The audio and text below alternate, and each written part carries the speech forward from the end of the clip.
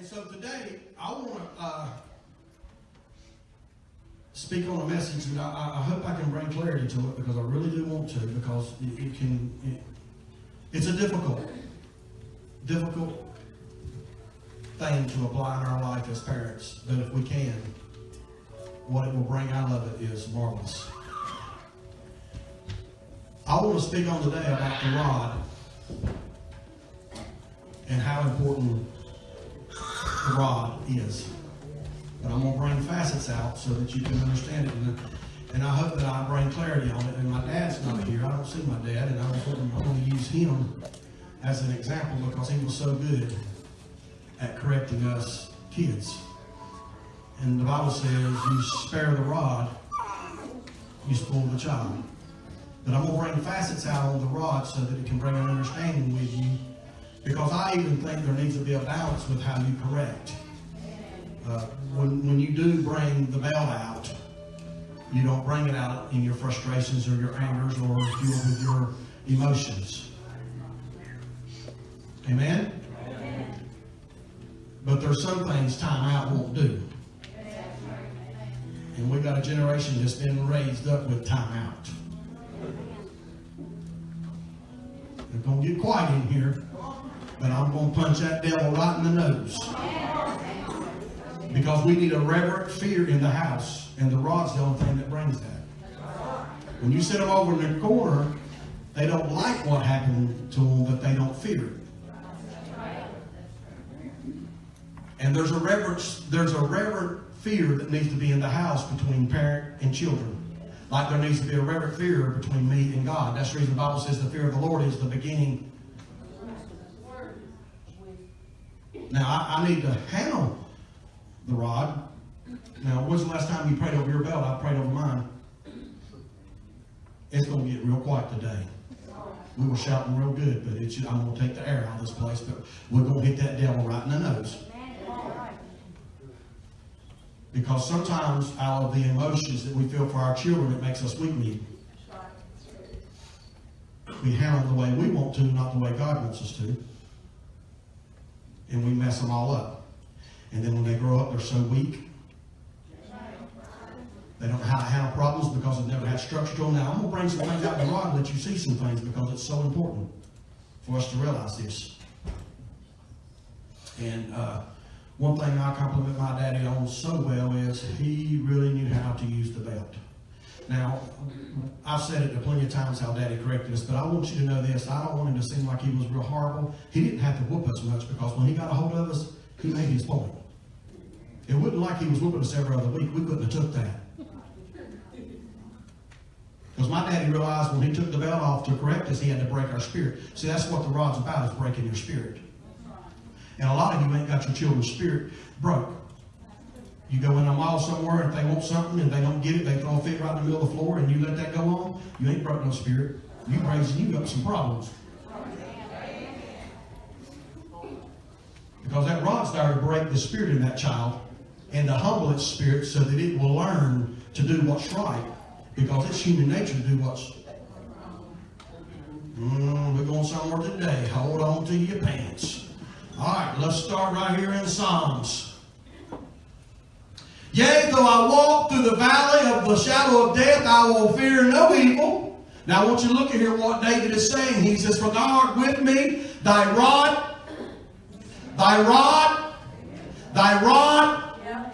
and thy staff, they comfort me. Now what I want you to understand is, when you go in the Old Testament and you look at the rod and you see how God uses the rod in similarity to correcting your kid, and he also uses the rod as a symbol to lead and guide his people. The two are, it's not a coincidence that it works that way. The correction is the way to lead someone. And David is sitting here and he's saying, that rod that corrected me is my comfort now. Because see, what happens is, when you use the rod the right way, parents, and you correct your children the right way, and you correct them for righteousness' sake, then you automatically start building inside of that child a discipline for them to have control of their own spirit. Because now they're not getting their way. They're getting guidance. And our problem is we want to spoil them. We want to give them the latest telephone. We want to give them the latest clothing fad. We want to give them the newest kind of tennis shoes. When's the last time you wanted to give them a good attitude about the right things? They're not going to live with that phone, but they're going to live with their emotions. They're going to live with the decisions they make in their life. They're going to live with their attitude. And there's a lot of kids that's got a bad attitude. They don't get what they want, they got to throw in fence. We can tell that everybody pulls in McDonald's. Ain't that crazy? The whole family pulls in McDonald's, not because we eat what we want to there, because we got to get that toy. Oh, it's humorous now. And then when they get 17, 18 years old and get on drugs, you never told them no when they was growing up. You can't figure out how you can't get them off their addiction because they never said no to themselves, and now you want them to say no.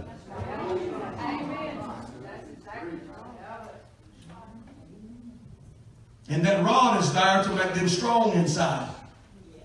What it really looks like from the outside is breaking them down, but what it's doing is breaking down the wrong attitude. It's breaking down the wrong intentions. It's breaking down that wrong spirit. And we just can't bring ourselves to the place to where we can whoop our child and see them cry. Because we're so weak inside.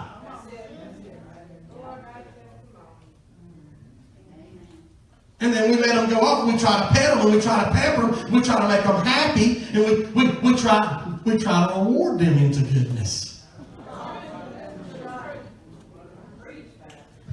Now listen, we're going into the mall, and if you're good,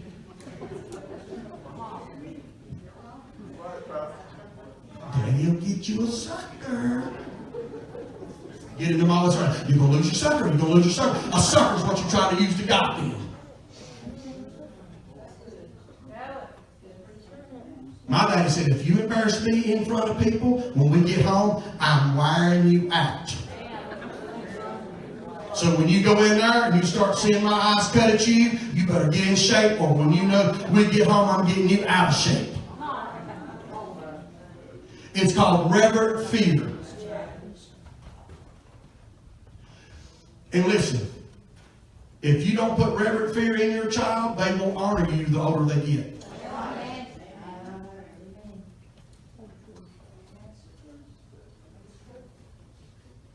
Now, the rod was a symbol in the Old Testament because the shepherds would use the rod as a way to guide the sheep. The sheep will sometimes get off on their own and get going the wrong way. And some of them had a hook on it, and they'd grab the neck of the sheep and they'd pull the sheep back in the right way.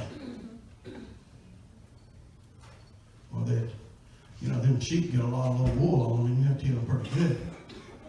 You have to hit them where that padding's at.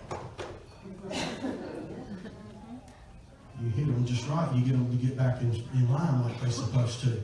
Well, they'll wander somewhere they shouldn't go. They'll wander over and get around the wolves' dens. So that shepherd used that rod as a way to guide the sheep. One of them get to wandering away because that's easy for them. That's the way sheep like to wander away. Kind of like our kids, we like to wander. Kids like to wander in the wrong thing because that fleshly nature has been put inside them out of the birth and the fall of Adam. And hey, listen, don't ask me. It's just human nature. You see that rock when you're 10 years old, and you see that window. You see, that rock in that window, that rock in that window. You want to pick that rock up and knock that window out. You don't get no reward out of it, but there's something in you that wants to see that happen. But if Daddy's belt's waiting on me at home and that clicks in my head, I'm going to have my conscience where they need to be, so I ain't going to do that. But if Daddy ain't never whooped me at home, and all he's done is fed me suckers and gave me a telephone, I'm going to pick that rock up and knock that window out because there's no repercussions.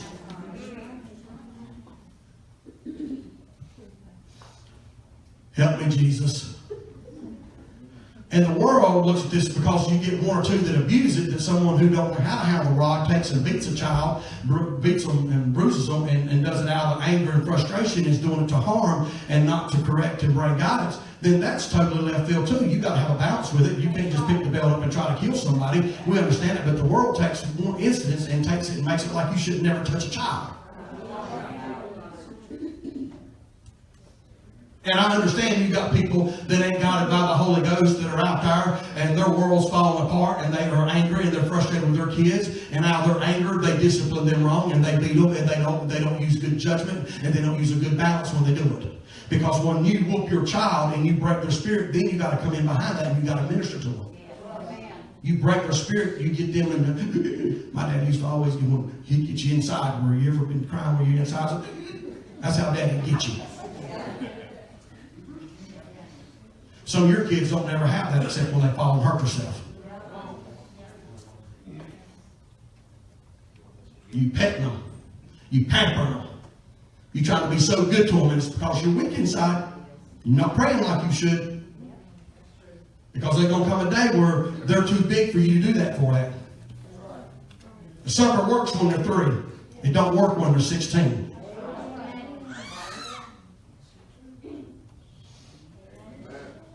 Get your head on your shoulder. All right. Look at Exodus. Chapter 14, verse 16. I want you to see this right here.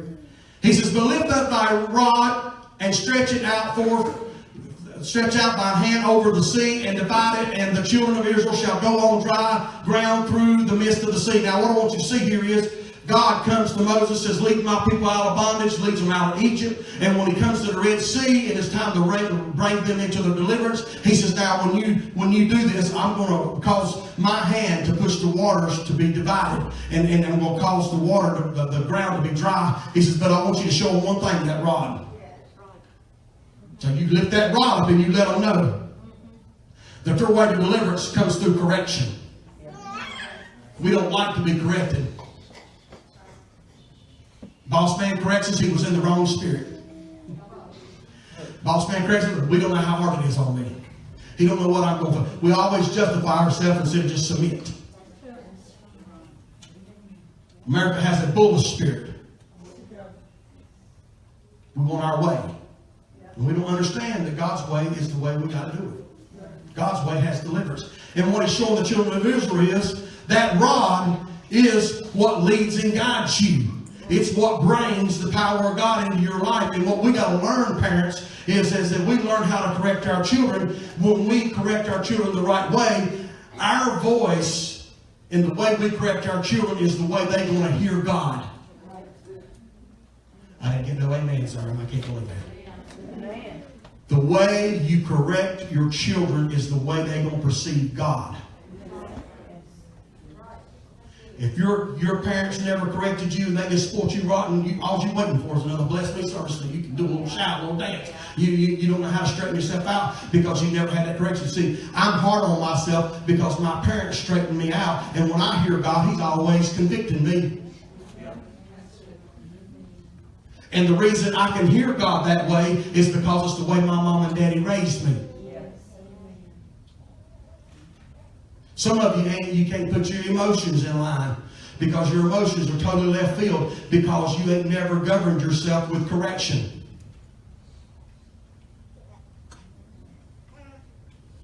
Ain't it amazing how when we get in a situation, we'll always try to buy our way out of it with saying they was in the wrong spirit even if they were right?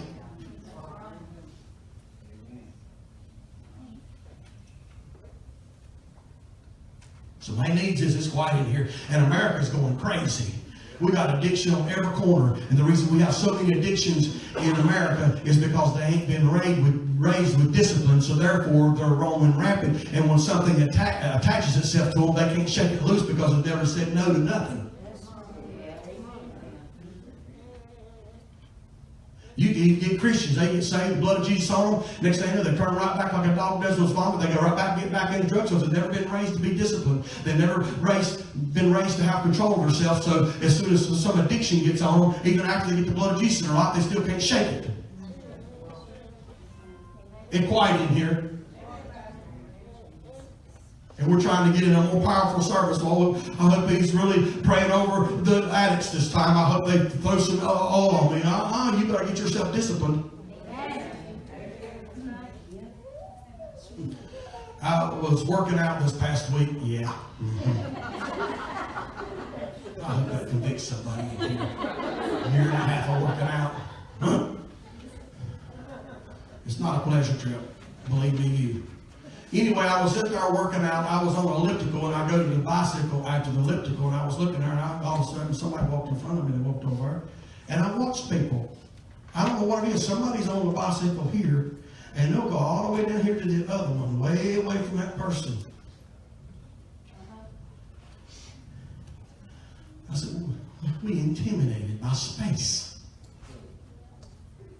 And that guy on the end was a real big, kind of a big guy. 240 pounds of muscle. And he was on that bicycle. And I told myself, I said, when I get off on this bike, I'm going to go sit right beside him. Because I'm going to do what I don't want to do. Because I ain't going to let insecurity have no root in me. I'm going to have my space with confidence. Come on now. I'm sitting there working my mind over saying, I'm going to go over there and do opposite of what he did. I'm going to go sit exactly where I really don't want to sit, because I'm going to tell myself, you're going to keep yourself in check, because ain't no insecurity slipping in you. You ain't going to be intimidated by a situation. I'm going to go confront it right here and now. I'm talking to myself. Discipline myself in a thought right then and there. A lot of you in here, you just follow the thoughts of want. What you want. A lot of you go down an easy path and you make it hard on yourself, because the path you're going down you think is real easy is full of potholes and full of trouble.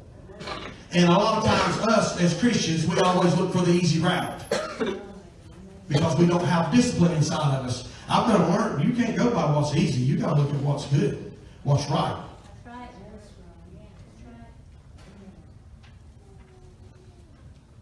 Don't even lift up the rod. Because I want you to show these people that correction has the deliverance in it. And it's so important for us to instill in our children the way of discipline. Gaining authority over their spirit. You should be able to snap your finger and your kids get right in line. Daddy could. I'll tell you what, I went in the bathroom before. After whooping Caleb, and I went in there and cried and bawled like a baby. I said, God, you got to show me how to get control of his spirit. I can't handle this. I went in there and cried and prayed over my belt, and I said, God, you got to show me how to operate it and how to use it. I said, because Lord, I don't want frustration to be the way I use it.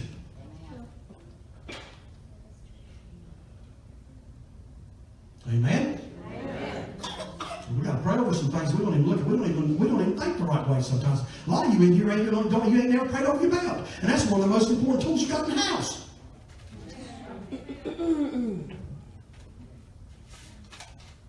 How can you raise children and not pray over your belt? I didn't get an amen in here. And your belt is the most important tool you ever have as a parent with your kid. Not that telephone, that cell phone that babysits them.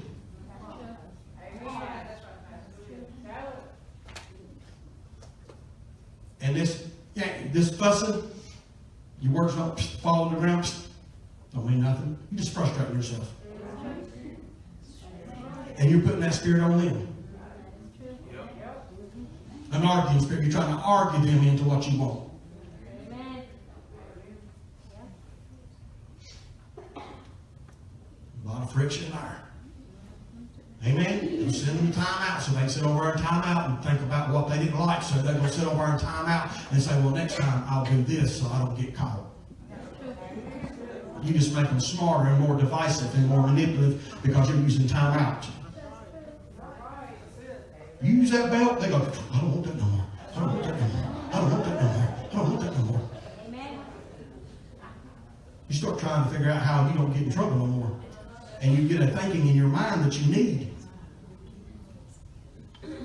Keep you from going to bed with women before you get married. A thought would get in your head to keep you from grabbing drugs. A thought would get in your head to keep you from grabbing beer. See, I ain't never drunk a beer, I ain't never done no drugs, and didn't sleep with my wife until we was married on our honeymoon night. That all come because Daddy knew how to light my tail up like July 4th. And I had a reverence and an honor, and the older I got, the less it was fear and the more it was respect. And Daddy gets reverence and honor from his children to this day.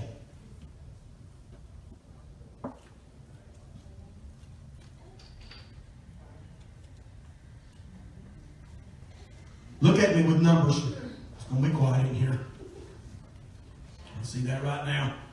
Numbers chapter 17, verse 3. And it says, Thou shalt write Aaron's name upon the rod of Levi, for one rod shall be for the head of what? Shall be for what? The house of their father. We want each father to take a rod and take it and put your head of your house there. Write it down. That's how important it was to God. Take that rod and put it in your house. Take that rod and put it in your house. We got away from the principles of the Bible. How we miss stuff like this, I do not understand.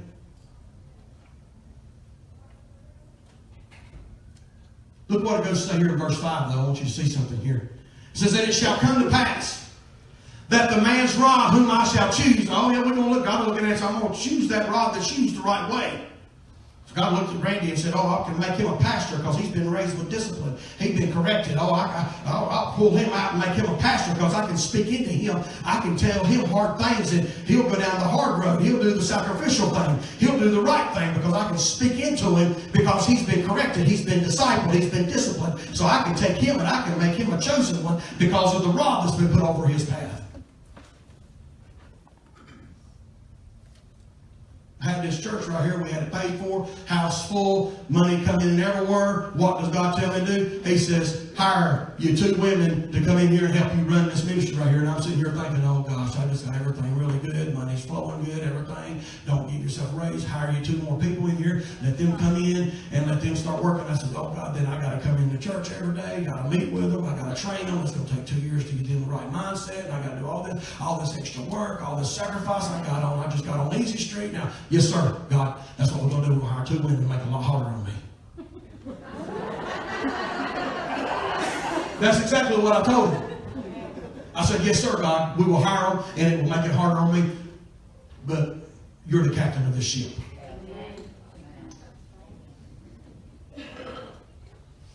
I knew what all come with it. But I'm used to sacrificing. I'm used to being disciplined. I'm used to being told what to do. I didn't get any amens there. I'm used to being instructed.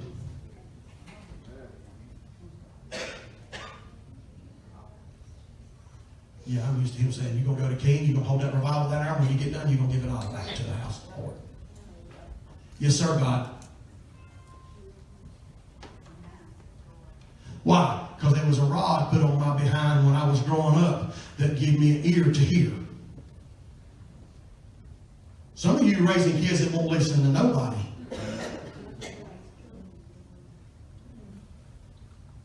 It's amazing how much that rod will open up their ears if you'll use it right.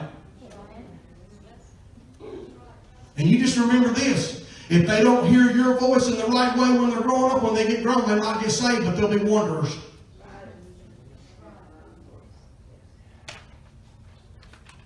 Because you channel your child's hearing, and you channel your child's learning, you channel your child's training.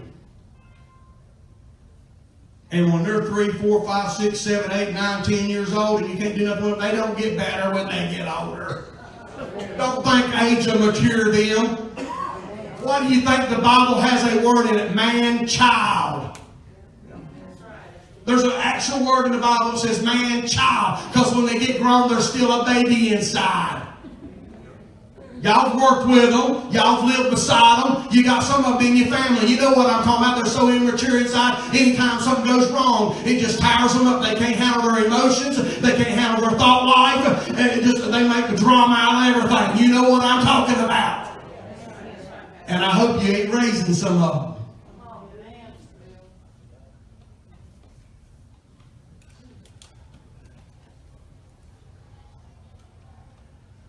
So we're going to look at this rod here. We'll put a name on it. Then God says, I'm going to choose. He's going to choose it because it's going to blossom. So they took Aaron's rod, and the Bible says it blossomed. The flowers come out of it, and it shed almonds. And they put that rod in the Ark of the Covenant. That's right. The Ark of the Covenant has Aaron's rod that budded in it. Because if you'll use that rod right, it'll become fruitful. But some of you don't know what the rod is because you ain't never used it. You're trying to manage your child with your mind, and it's becoming a manipulation battle. There wasn't no struggles and no fights with minds in Daddy's house. Some of you don't know what to do with your kids because they're so out of control. You don't know how to put your thumb on them because you ain't never put your belt behind them.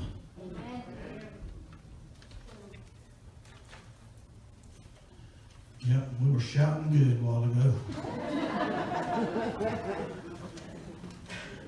It says, and I will make to cease from me the murmurings of the children. Because they went out in the wilderness. The reason they stayed in the wilderness because they murmured and they complained. And some of you are spoiling your children. You're taking the rod out and you're trying to pacify them with all you can give them. You're trying to figure out how much more you can bless them, because your way of blessing them ain't getting them in the right attitude. Your blessing them ain't giving them the right kind of mentality. Your blessing them ain't giving them the right kind of outlook. You're trying to add to their life by putting things in their life, trying to make their life, make it look like they're blessed by what you give them. And you don't understand the blessing comes from inside out. And you think the nicer clothes makes you look good as a parent. You think the nicer telephone makes you look good as a parent. And if you don't watch your guided by an image you're putting on yourself, and you're guiding your children trying to create an image in your mind that you've made up, and you're missing it by a country mile. Because you're trying to stay with the Joneses. You're trying to figure out how the world does it. You're copying the world, and you're like the world is. You're trying to create an image in your own mind, and you're trying to have a happy old family by the image you're creating in your mind. You ain't never prayed about it at all. But you got an image you put in your head that you're trying to copy, and you're missing God. Because you're trying to duplicate an image you got in your head. If you hadn't prayed and sought God over how to discipline your child, you're missing it. If you hadn't prayed and stood steadfast by that rod, you're missing God.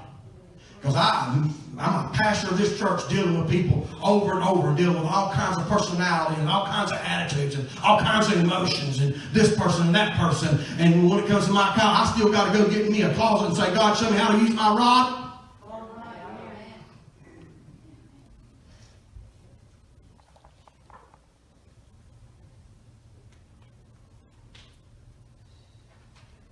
See, correction doesn't bring bondage, it brings liberty. And we've got it backwards because we think that being carefree is being liberated. But we don't understand true freedom comes from regulating yourself. That's right. Take one person, regulate them. Do it God's way. You got to restrain yourself. No fornication before marriage. Oh, let this other person be free. We call it be free. Go out here, have sex with somebody, have a baby that's not in wedlock. Now you got child support. Now you got visiting rights. Now you're in a whole lot of bondage because of the freedom you thought you had.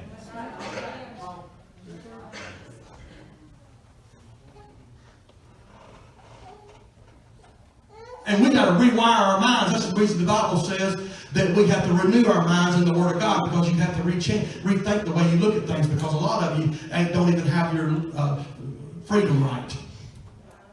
Because some of you think being carefree is what it's all about. No, man, you've got to put restraints on yourself if you want liberty in your life. We got that old adage, carefree is where it's all at. Yeah, you carefree and have a whole lot of burdens. Be carefree with your money and never have nothing. When you get older, you ain't got a house or nothing, and you can't hardly work. Yeah, then you all dried up and can't hardly get a meal out of your bank book.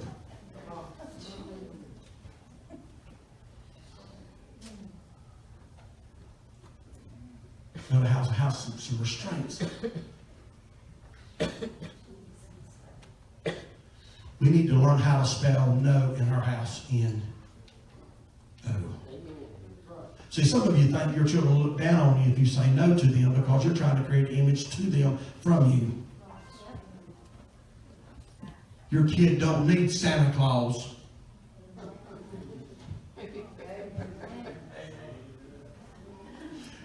Your kid don't need a best buddy. You better choose honor over them liking you 10-1. Some of you got the mindset, I want my kids to like me like a friend.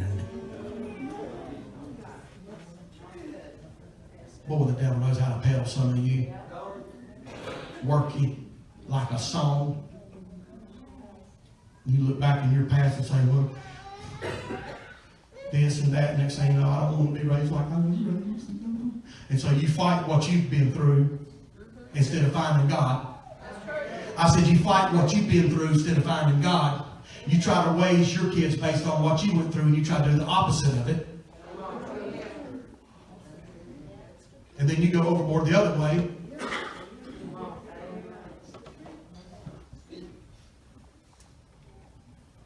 Somebody say this is good. Look what it says here in Numbers chapter 20, verse 8. It says, take the rod and gather the assembly together, thou and Aaron thy brother, and speak ye unto the rock before their eyes. We're going to take this rock that we correct with, and we're going to go up here, and the children of Israel out in the wilderness, and they're trying to make it to the promised land, and God says to them, says, take this rod right here, and you speak to the rock before their eyes. You take that rock and you show them, we're going to speak to the rock, and everybody knows God caused the water to come out of the rock. But I want you to see how much God is bringing the rod to wherever they go. How many knows when they were fighting out there and Aaron and Hur held his arms up, but what did he have in his hand? He had the rod in his hand. Because God wanted to use that as a symbol, because that rod that controls them sheep is the same rod that you've got to use control over your children.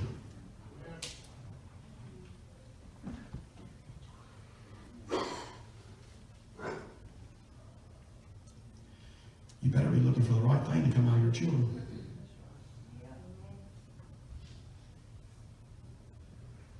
You better be looking at them and saying, I want a good attitude. I want a good outlook. I want to be positive. I want the right things. I want them to listen. I want them to be obedient. I want them to be disciplined. Go tell them to make the bed up.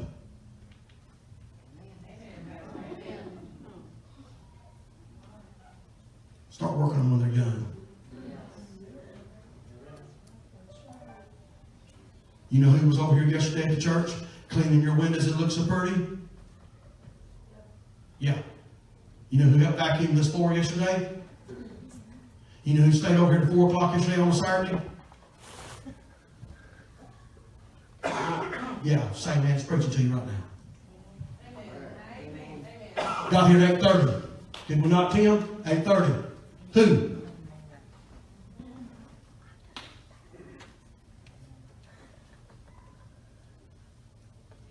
I like it quiet.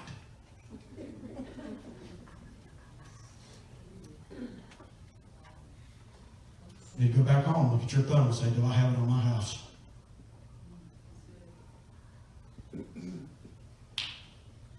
Can I do that when my kids listen?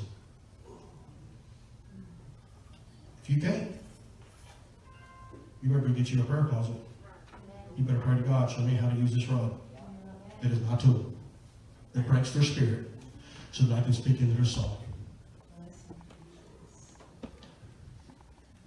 Because the Bible says he loves a broken spirit. And some of your children ain't never been broke. And you know what they do to horses? And they take them out and they ride them until they break them. And they break their spirit, then you can get on and ride them. And some of you in here, you ain't never broke your child's spirit. Because you should be able to do that right there when they know you mean business, and it should get their attention. Bow your heads.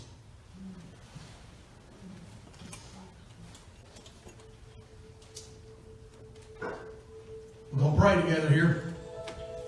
And we're going to ask God to give us wisdom and knowledge with the rod.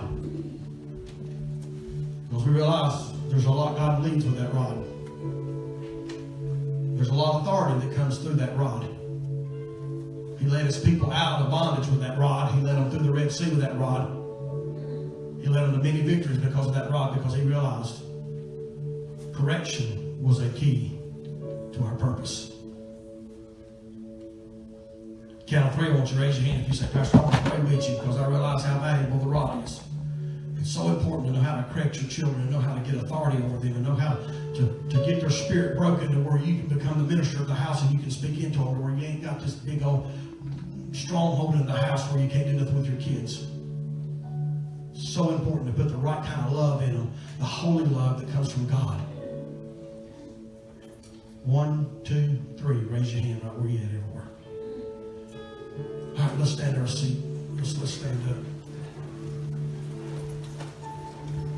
I'm so thankful of my mom and my dad and how they raised us. Now I can tell you that Daddy did not have to whip us many times, and Daddy knew how to use the belt.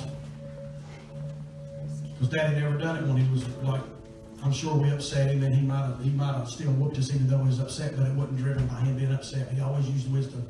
He always worked, and he always made us think about how he corrected us and why. Oh, he didn't have to whip me but once or twice a year. That's about all I got. But when he gave them to me, I felt wrong. He knew he would make sure you grew. He'd make sure your spirit was broken when he got done with you. He never took you in that back room and played with you. No, when he took you to that back room, you knew July 4th was coming. He was going to light you up. Oh, yeah. Always. Yeah. And you'd come out of it with the sniffles. And we'd go down there and we'd sit on the couch. And as soon as Daddy would come around the corner, he'd say, hush it up. You'd sit there, hold it. He'd say, hush it up. He'd say that, hush it up, or I'll give you some more. I'll give you something to drop out. I ain't having no pity spirit on you.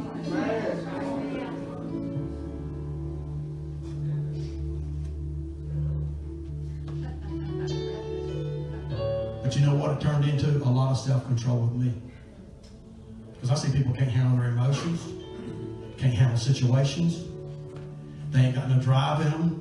They can't look at themselves and do anything. I got myself out of bed and come down here, didn't complain, didn't mind. I was down here, passed the Lord, worked and enjoyed it and loved it. Could I have figured out something and got somebody else to do it? Yeah, but I'm still driven because I'm disciplined.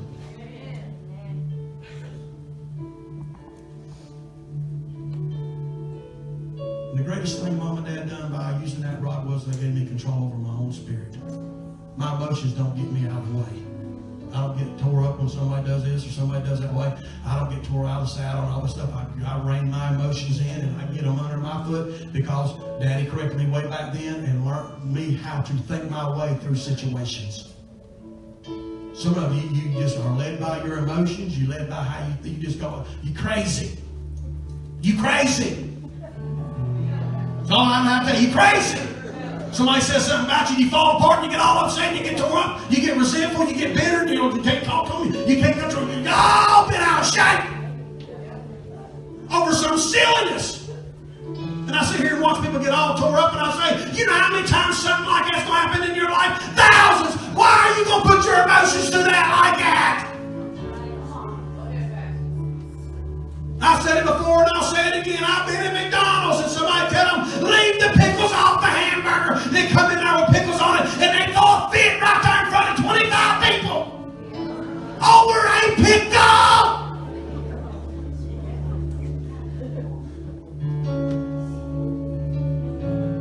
Because they ain't never said no to themselves.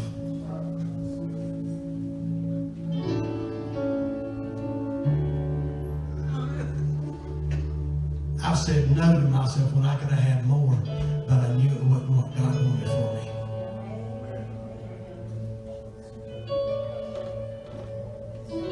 Bow your heads with me. Let's pray this out loud together. Say, Lord Jesus, I thank you for the rod and the staff that comforts me. Show me, God, how to use the rod in my life. I want to be disciplined. I want to be structured. I want to be able to say no to myself. so that I can be led by your Spirit. Not my will, but thy will. Not what I want, but what you want. In Jesus' name.